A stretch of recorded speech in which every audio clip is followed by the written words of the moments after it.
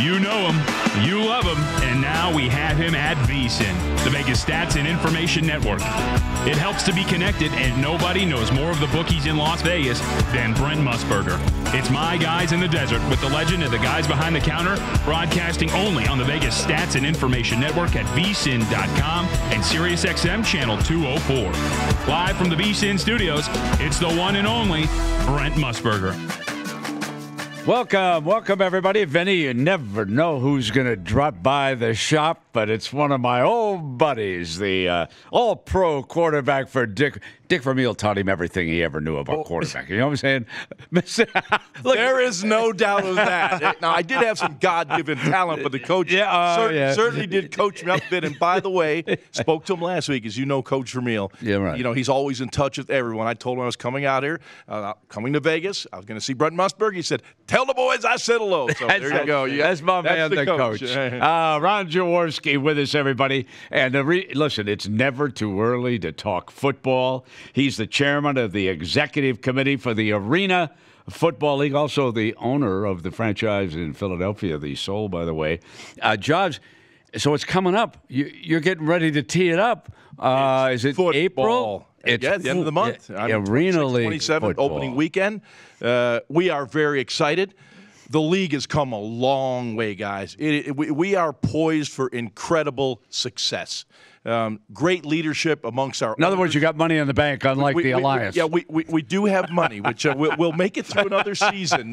You know, I was thinking about that line all night. You know that. That will be another story that we can talk about. But the Arena Football League, and I've been an owner in Philadelphia for 15 years. We've won 3 cups. I mean, we are, we love to win. We love to win. Our goal is to win, but we also want to give people a great product. The Arena Football League has some of the most incredible football players you'd ever want to see. I always say they are the best indoor football players in the world. The outdoor game is different. Different players, different skill set. The Arena Football League has great players. We have survived for 32 years because of those players, the coaches that coach the game, those that administer the game. Now, we as owners, we have to do a better job. In fact, that's why I'm here. That's why we're here, to be with you guys at the VSN. That's what we want to do. Last year I spent time with you. Yes, you did. And we got this thing humming. We expanded to Atlantic City and Columbus. 6 teams in the league right now, and the sky's the limit. We are taking off right now. Atlantic City, okay. Hey, how about this one? The Atlantic City Blackjacks. The Blackjacks. There you go, right? That's a great name for a team in Atlantic. Gaming. How come we don't have one of the Vegas teams named Blackjacks? I thought we were going to. We will be back here, by the way, guys. We will be back. You're targeting Vegas. We have an expansion plan that is very thoughtful. We're just not going to throw teams anywhere that a community does not support them. When we come to Vegas, we're going to come with the right ownership group that's going to commit to being successful in Las Vegas. There have been 2 teams here in the past. The ownership groups have not been committed to the Arena Football League or making their particular franchise here in Vegas what it needs to be. So we will come in here. Because right now, I'm an owner of a team, but I'm also the owner of the league, along with people like Ted Leonsis and George Hurst III and incredible sports personalities that love sports. So we got guys that care about the game and growing the game. So it's a really good time to be involved in the Arena Football League. Josh, Columbus, Ohio, what's their nickname? The Destroyers. The Destroyers are down for Columbus. Right now. And remember this, they were in the league in 07, 08, and they had a quarterback there by the name of Matt Nagy, who's had pretty good success with the Chicago Bears. He has indeed. Yes, he has. He coached a year in the NFL. Coach, great Matt coach. cut his teeth. Is that right? Cut his teeth. I got great stories about Nagy too, but I don't want to take up your whole show. But he when we opened up in Columbus, we had our big press conference, and it's a great. Obviously, Ohio State, the Buckeyes, the great state of Ohio. It's a phenomenal football community. We averaged like 15,000 a game in 07 and 08, and then we went dark for a year as a league, and they never came back. So we're excited to be back in Columbus, a great town, a great city, a great state with incredible football tradition. Now, Ron, Philly, obviously, your team. Give me the other cities that are going to be in the Arena Football League. The Albany Empire. And in Baltimore, and the defending Arena Football League world champions in Washington. So certainly I got to give Ted Leonsis and his great crew the props. Wow, he had a good year. They ended our run for the Philadelphia Soul. We had won 2 in a row, and I'm at practice here today. I said, guys, we got to start another streak. Got to get it going again. But it's very competitive. Would you have been a good quarterback in the Arena Football League? I don't think so. Why? What's the difference? I was a power thrower. I was the Polish rifle. I was all those fancy names. I could throw the ball 84 yards, blah, blah, blah. So tell me the difference between a winning great I had angles? a great conversation with, I know a friend of yours, Kurt Warner. Oh, yeah. A Hall of Famer in the NFL, but a Hall of Famer also in the Arena Football League with the Iowa Barnstormers. And when I acquired the team in Philadelphia, one of the first guys I spoke to was Kurt Warner about the quarterback position. Now, I have known Kurt for a lot of years, and I just wanted his take on what to look for and how to develop an Arena League quarterback. And it's all about the angles and touch and getting the ball out of your hand quickly. And his time in the Arena Football League made him the quick release quarterback he was in the NFL. All of a sudden he gets to the NFL and he goes, oh my God, look how big this field is. Big old holes to throw into. So, when you want to learn something, you go to the best. And of course I went to Kurt Warner and he taught me how to teach the quarterback position and what to look for at the quarterback position in the Arena Football League. And right now we've got a quarterback in Philadelphia by the name of Dan Radabaugh who will be in the Hall of Fame of the Arena Football League. Okay, now what about the receivers? Quick moves or just breakaway speed? Here's where I think you separate NFL players. This is why I said there are some guys in the National Football League that could not play in the Arena Football League for this simple reason. There are no walls in the National Football League. In the Arena Football League, there is a wall. And there are a lot of guys that don't have the courage to take the hit in the Arena Football League. Our wide receivers will hit. Yeah, it's padded, but it's still a wall. It stops you. But it's really short area quickness. Short area because the ball's coming out really quick from the quarterback, so it's that short area quickness. And you really have to understand the angles of where the ball's coming from because it's happening very, very quick. Remember, the field is only 50 yards long. Okay, so it's 50 yards. Now, last week in April, we send the balloon up, right? That's when the league starts? That's last week in April, yes, sir. Right about draft time. Right around draft time. So there'll be that weekend. There's a buzz about football in the air because the public loves the draft. So we're covering the draft.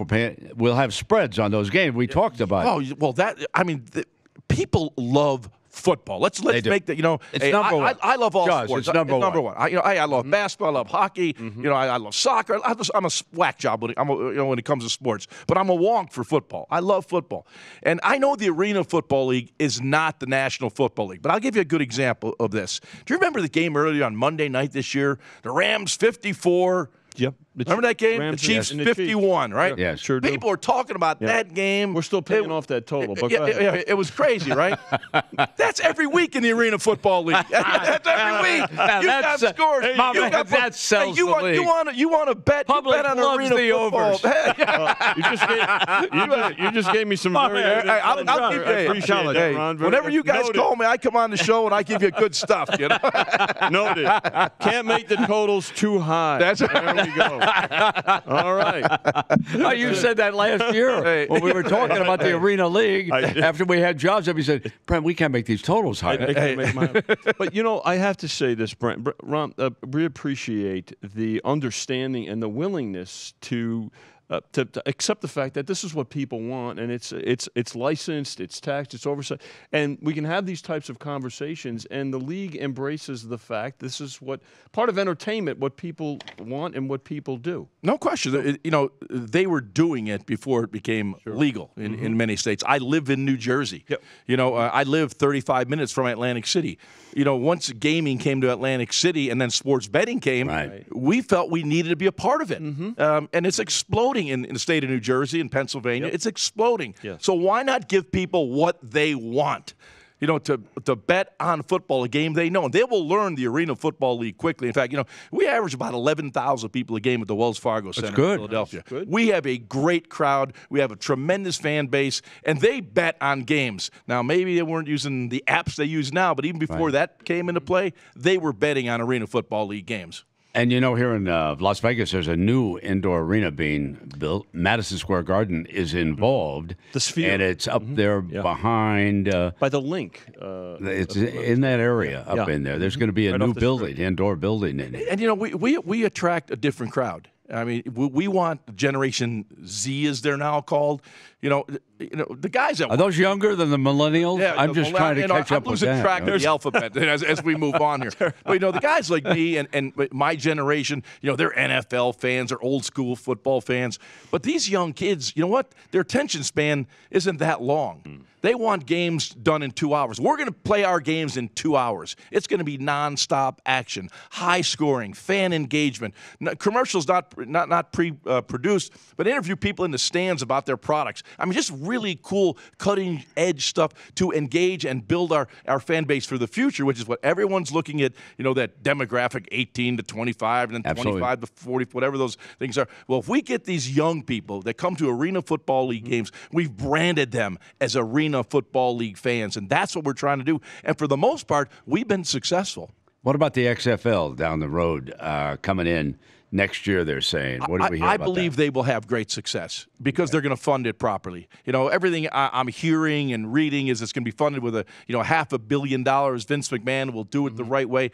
Football players are not hard to find. And I use this example. Every year we run tryout camps for the Philadelphia Soul or the Albany Empire, the Atlantic City Blackjacks, and we get 200 to 300 players show up at every tryout camp. 200 to 300? 200 to 300. The first tryout camp we had in Philadelphia, I'll never forget it because we had it at Temple University on their outdoor fields. And I pulled up in my car about an hour before we were supposed to start.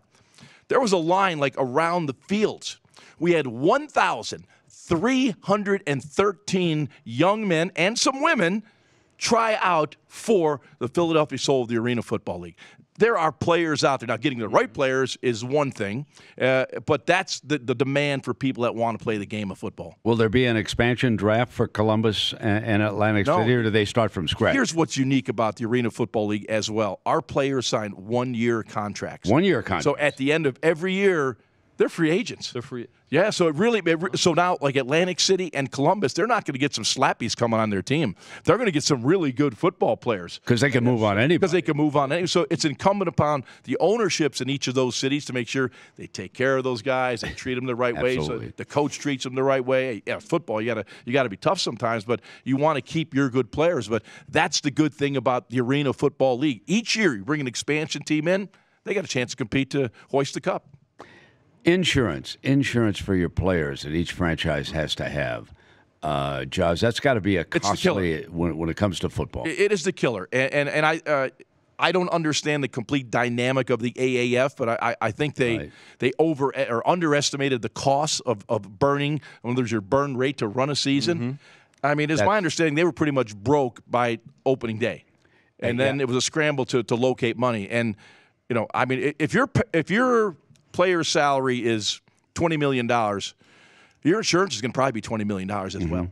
I mean, that's the cost. Think about that. Of work. That's the cost. So when you run your pro forma, you better incorporate all those numbers and not be surprised by that number. Right. That one is huge. We are working with the Rain Investment Group. It's a worldwide company, but we use the guys in New York. We're going through a financial raise right now so we can grow the Arena Football League. We are going to expand at a nice strategic pace, but we're going to expand. So we're in a raise right now, and one of the things that we have really investigated with the group Rain, who's going to go out and raise $40 million for us, is the fact that we have to have every expense, dime, penny accounted for. And you mentioned it, insurance is critical. Okay, tell me about broadcasting rights, television of games. The old days, I actually did an Arena League game up in Michigan. Really? Oh, yeah, I did. Were you in Grand Rapids, maybe? Yeah, we were in Grand Rapids. Grand Rapids. We were in Grand Rapids at one time. Yeah. Good Arena Football League cities, and a lot of guys have cut their teeth.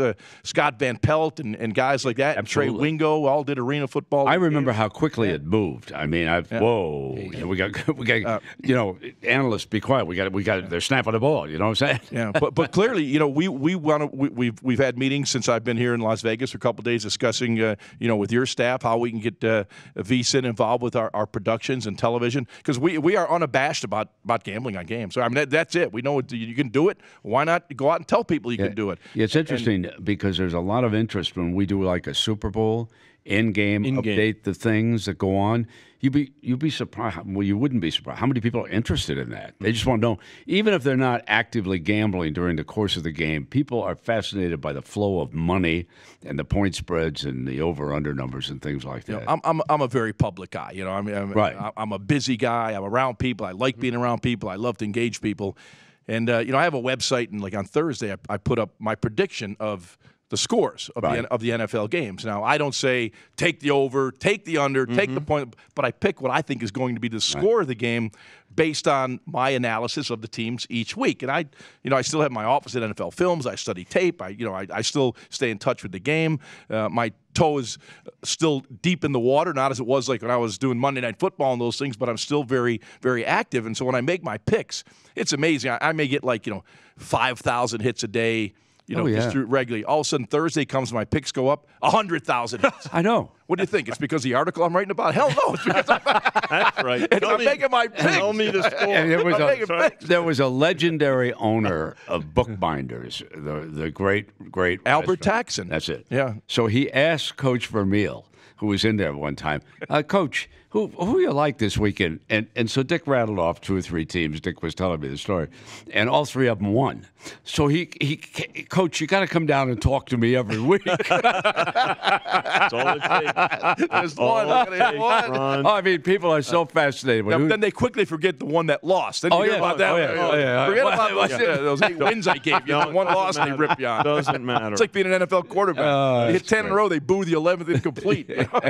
Hey, listen, Ron, thanks for coming by. Outstanding. And again, folks, here at VSIN, we're going to be all about the Arena Football League. That last week in April, we love football here, and we're going to keep everybody up to date. We'll have spreads not just here at the South Point, but I'm sure there's some of the other casinos here in Las Vegas. And, Josh, we'll be in touch, my good friend. I'm going to ask you guys one thing. Sure, go ahead. Keep this tape of this show and bring me back here in 5 years, and I'm going to say, I told you so. Okay, the Arena League is going to make Brian Rogers, our producer. Keep this tape, all right? Got it. We got in the vault. My friend Michael Gahn, who owns this place, he's got a nice vault back Right in there. the cage. Put it in the cage with all the money. Oh, I'm going there. All right. Brooks Koepka has moved to 5 under. He is the sole leader at Augusta. He is through 14 holes, okay? We're going to come back and update everything. VSiN.com, Sirius XM 204. It's My Guys in the Desert with Brent Musburger, only on the Vegas Stats and Information Network. Keep up to date with everything in the world of sports gaming by going online at vsin.com.